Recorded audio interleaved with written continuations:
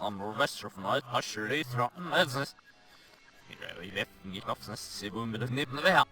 Så kan jeg løse ned gets and the shark of his still the way with the little gilly off here that's really and I see no oh is possible mirror right anyway wasn't that Tenet, Christopher Nolan's latest attempt to mindfuck us.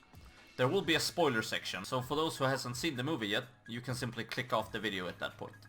I would say Tenet is Nolan's least coherent movie so far, and that's not a bad thing. It's substantially more elaborate than Inception, and I think Tenet is far from Nolan's best, but it's not his worst either. Now we get into spoiler territory. The concept of Tenet is really cool, and I like what they did with it. The movie messes around with the ability to invert an object or a person's perception of time, and the plot is basically people from the future are inverting objects to be used in the present day to construct a device that will invert the flow of time itself, effectively bringing about Armageddon. They didn't show the whole picture, much like in one of my favorite movies, Predestination. They show the beginning and the end, and you're left to fill in the blanks. It's the kind of movie that takes multiple views to fully appreciate all the details, so I will definitely get this one on Blu-ray for sure. Since it's Nolan, they go practical whenever they can, and it's a breath of fresh air. Shooting on location just gives off a different vibe entirely. The scenery is beautifully captured with IMAX cameras. Practical inversion means incredibly difficult choreography to make it look like a person is moving backwards. Especially when a person going backwards through time is fighting a person going forwards in time. And of course the fact that they actually drove a 747 into a building for a shot. The score, except for the Inception sound cues, is composed by Ludwig Göransson, a composer I've given credit on several occasions, and he delivers once again, sometimes even inverting the score itself. The acting was really good. John David Washington plays the main character, and I've only seen him in Black K Klansman before, and he is pretty good.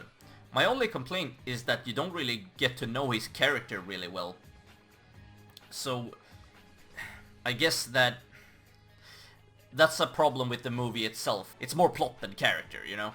Robert Pattinson was fucking awesome, and easily my favorite character in the movie.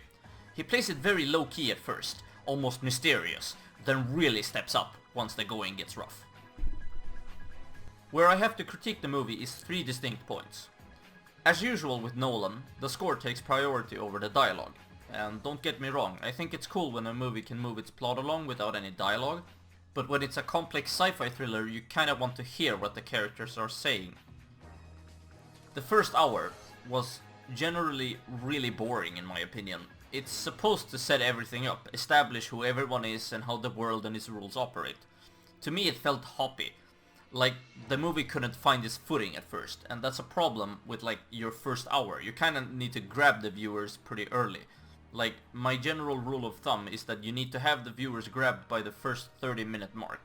And finally, towards the very ending, there was like a really tacked on environmental message that felt really odd to me. Like, I get it, but it feels weird to like throw it in at the very ending and have that to be like the sort of motivation of the bad guys from the future. The whole concept of inversion raises a bunch of questions. There's a scene where an inverted person gets knocked into a wall, which then reassembles itself, since remember it's backwards through time, and then crushing the guy inside. Does that mean that when the people who built that wall, they constructed it with the guy inside it? I don't know. Maybe I missed a piece of dialogue that explained this. To me, that just sort of ruined the concept, since if there's a plot hole like that, who knows how many more there are. I don't know. I'm gonna have to see the movie again to fully appreciate those kind of details. But that's pretty much it. So in retrospect, Tenet, a sci-fi thriller with a really cool concept that needs time to get into gear, but once it does, it's a wild and fun ride. Thank you guys so much for watching this review. It's been a good couple of months since I made one, and it's been a pleasure. I hope you guys have a great day, and I will see you next time.